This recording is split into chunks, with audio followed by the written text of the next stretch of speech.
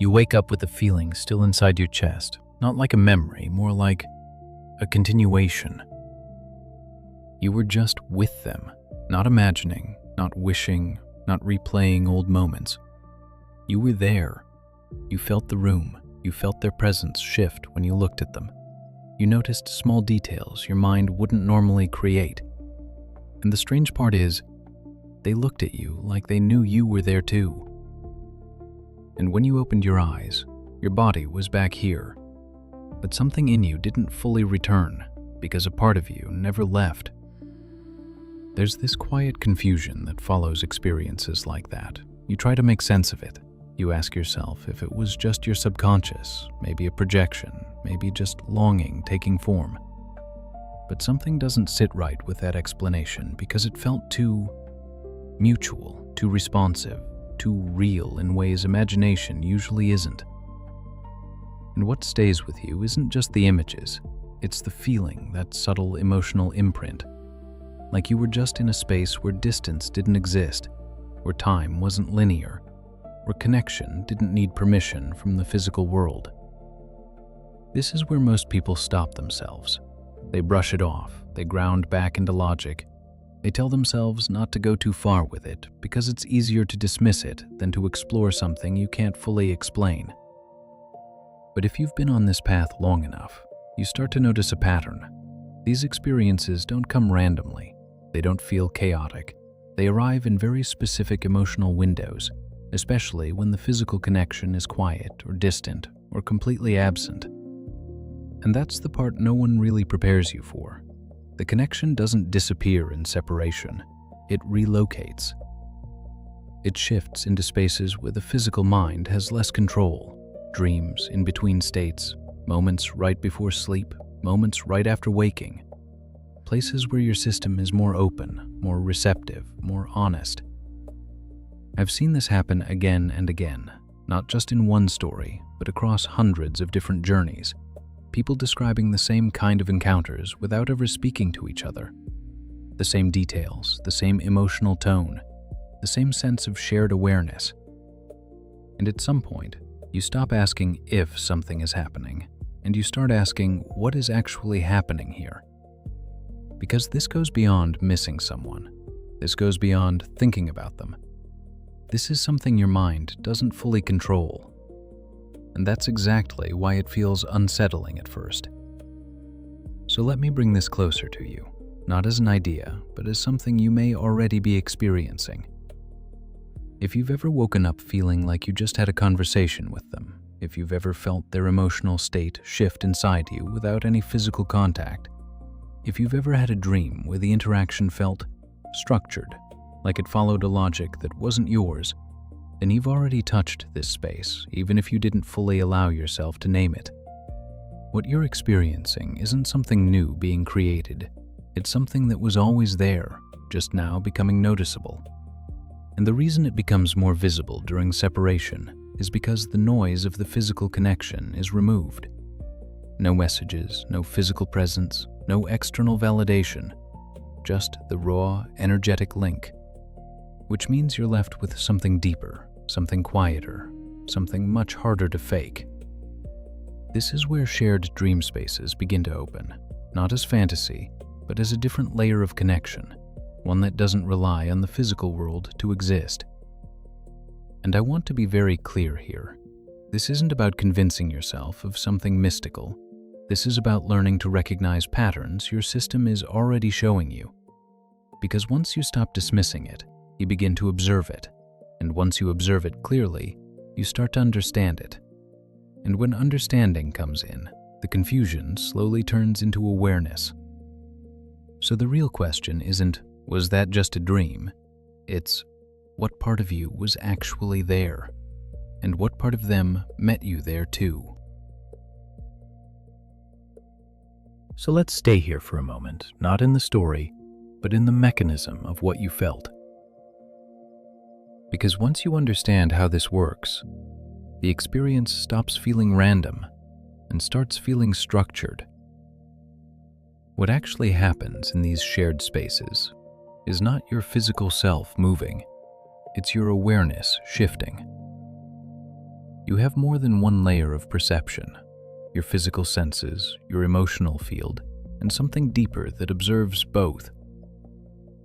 That deeper layer doesn't sleep the way your body does. It doesn't fully shut off. It simply becomes less filtered. And when that happens, you begin to access what we can call a shared energetic environment. This is where things get precise, because not every dream is shared, not every image carries meaning. Most dreams are fragmented processing memories, impressions, unresolved emotions. But shared dream spaces feel different. They have structure, they have continuity, and most importantly, they respond to you. You don't just observe, you interact. You move through a space that feels stable. You notice details that remain consistent. You feel the presence of the other person as separate from you, not as something you're controlling. And this is where many people hesitate, because the mind immediately tries to explain it away. It says, you created this, you imagined their reactions, you filled in the gaps. But if you slow down and really look at the experience, you start to notice something subtle, something your mind doesn't usually produce on its own. Unexpected responses, moments where they act in a way you didn't anticipate, emotional shifts that don't match your own state. That's the signal. That's where the experience stops being purely internal and begins to reflect something shared.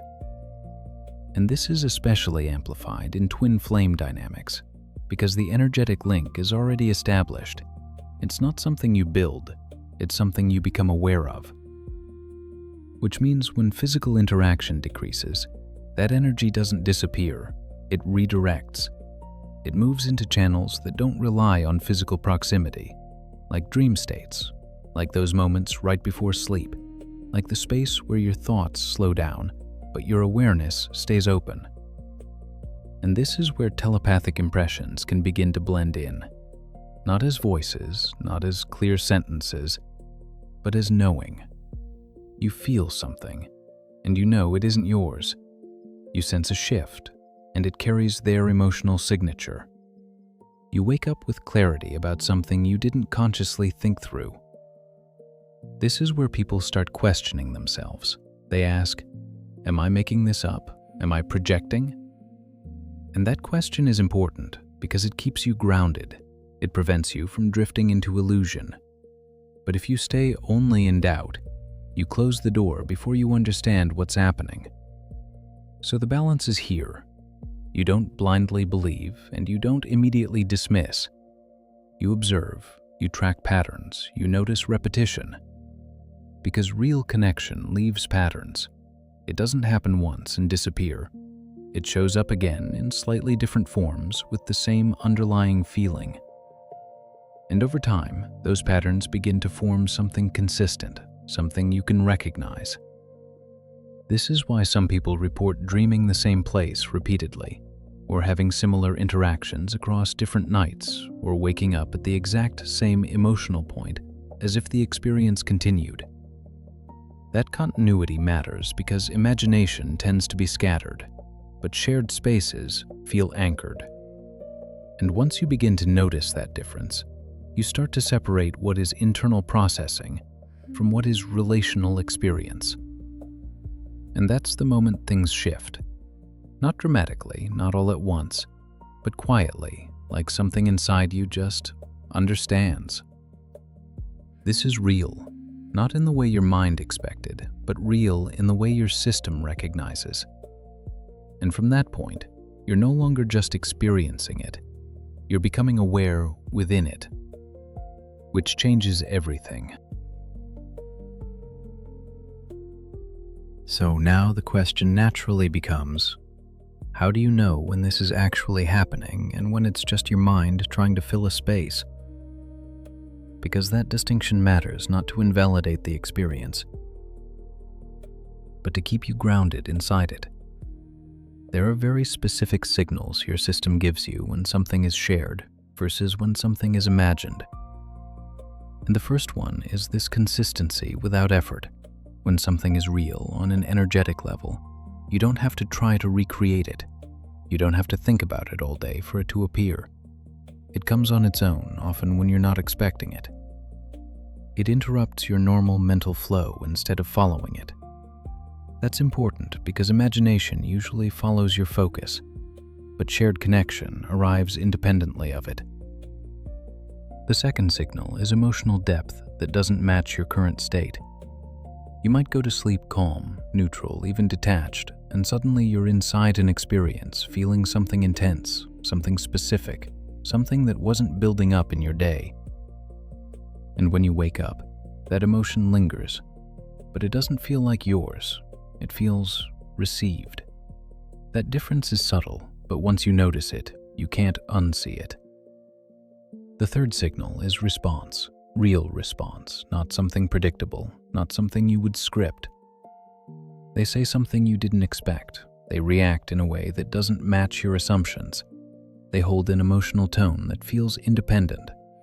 And this is where the experience gains weight, because it's no longer just you observing. You're interacting with something that feels separate.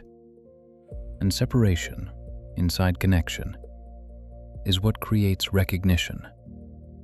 Now, here's where it deepens. These experiences tend to intensify not when everything is smooth in the physical, but when there is distance, silence, or even emotional tension. And that confuses people because logically, you would expect connection to weaken in those moments.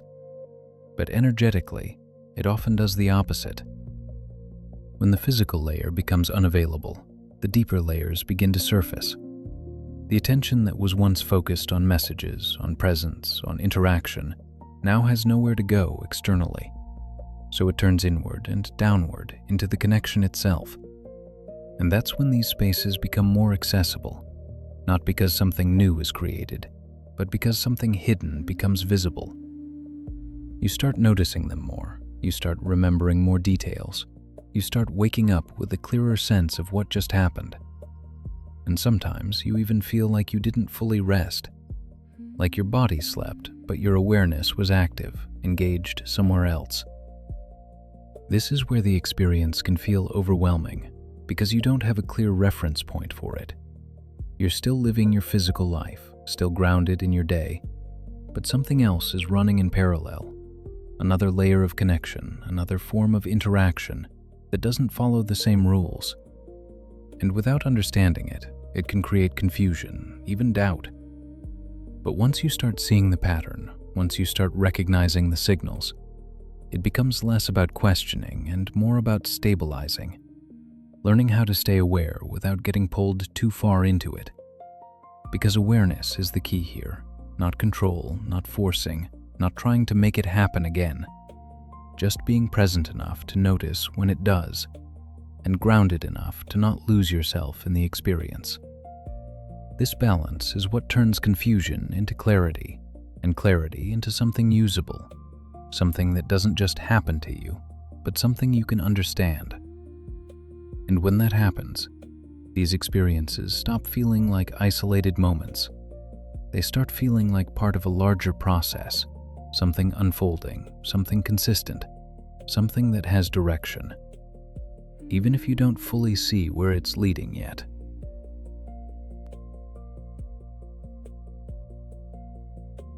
So now we come to the part most people don't talk about, not because it isn't happening, but because it's harder to explain. How do you stay stable inside something that doesn't follow physical rules? Because awareness without grounding can pull you too far into interpretation, and grounding without awareness makes you dismiss what's actually real. So this isn't about choosing one or the other, it's about learning how to hold both. To stay present in your body while recognizing what your awareness is experiencing.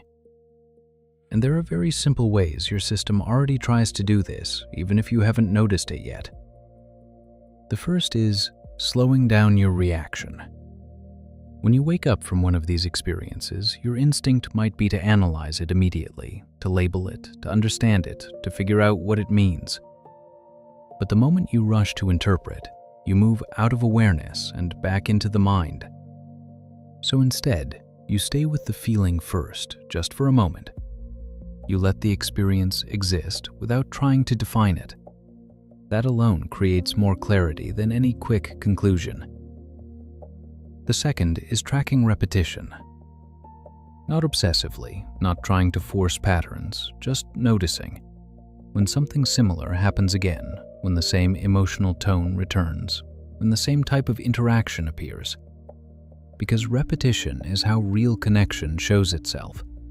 It doesn't need you to believe it. It just keeps appearing. The third is staying anchored in your physical reality. This part matters more than most people think, because these experiences are not meant to replace your life. They're not meant to pull you away from it. They exist alongside it, so you still move through your day, you still take care of your body, you still engage with what's in front of you. That balance is what keeps the experience clean. Without it, it becomes easy to project, to assume, to build stories that aren't actually there. And that's where people lose clarity, not because the experience isn't real, but because the interpretation becomes distorted. So the practice here is simple but precise. You observe, you stay present, you don't rush to conclusions. And over time, something shifts. You stop chasing the experience and you start recognizing it. You begin to feel when something is aligned, when it carries that same grounded clarity, that same quiet certainty. And when it doesn't, you feel that too. Without needing to force an answer, this is where stability comes in. Not from controlling the experience, but from being steady within yourself. And that steadiness changes how everything unfolds. Because the moment you become stable, you stop reacting to what happens, and you start understanding it. Not all at once, not perfectly, but enough to stay grounded and open at the same time. And maybe that's the real shift here. Not proving whether these moments are real, but learning how to meet them without losing yourself in them. So the next time it happens, and it will, don't rush to explain it, don't push it away. Just notice what stayed consistent, what felt separate from you, and what part of you was aware the entire time.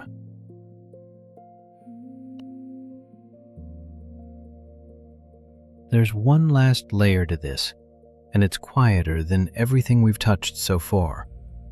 Because once you stop reacting, once you stop trying to prove or disprove it, something else begins to open. Not more intensity, more clarity. You start noticing the difference between when you're pulled into something and when something gently meets you. That difference matters because real connection doesn't overwhelm you. It doesn't rush you. It doesn't leave you scattered. It leaves you steady. Even if the experience itself felt deep, even if emotions were present, there's a quiet stability underneath it. And that's what you begin to trust. Not the images, not the story, but the state it leaves you in. Because imagination often leaves residue, overthinking, doubt, a need to figure it out. But real, shared connection leaves a kind of stillness, like something completed, even if you don't understand it fully. And when you begin to recognize that, you stop chasing confirmation. You don't need signs stacked on top of signs. You don't need constant repetition to believe it. You simply notice when it's there and when it's not. And that awareness is what keeps you grounded in something deeper than explanation. Because this isn't really about dreams or projection or even telepathy in the way people imagine it. It's about connection, existing beyond the format you're used to, and learning how to meet it there without losing your center here. That's the real work, not accessing it, not forcing it, but staying yourself while it happens. Because the moment you lose that, the clarity fades and everything starts blending together again. So this is where I want to leave you, not with an answer, but with something more useful. A question you can actually feel into. The next time you wake up from one of these experiences, or feel that presence in a moment that doesn't make logical sense, don't ask yourself if it was real. Ask yourself, What part of me remained steady inside it? And what did I recognize without needing to explain it?